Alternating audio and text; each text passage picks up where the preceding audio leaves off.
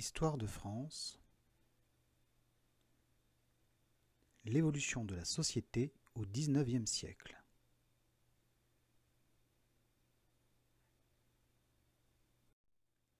Premièrement, l'essor de la grande bourgeoisie.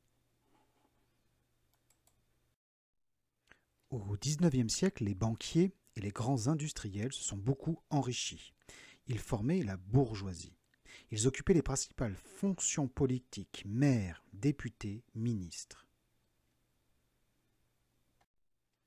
Deuxièmement, la naissance de la classe ouvrière. Le développement de l'industrie et des usines nécessitait un nombre important d'ouvriers. Ils travaillaient et vivaient dans des conditions difficiles. Ils réclamaient de meilleures conditions de travail en faisant la grève et en créant des syndicats. Troisièmement, le monde rural à l'âge industriel. La plus grande partie des Français vivaient encore à la campagne. Le travail agricole se modernise avec des machines. De ce fait, de plus en plus de paysans partaient pour vivre et travailler en ville, souvent comme ouvriers.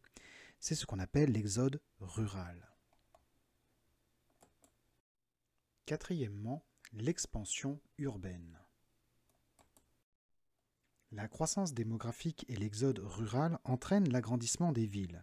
On construit des quartiers industriels avec des usines et des logements souvent insalubres dans les banlieues.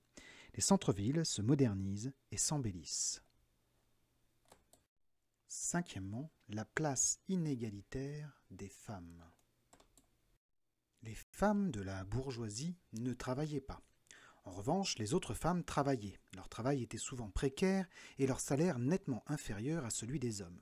Certaines de ces femmes se mobilisaient pour obtenir le droit de vote. On les appelait les suffragettes.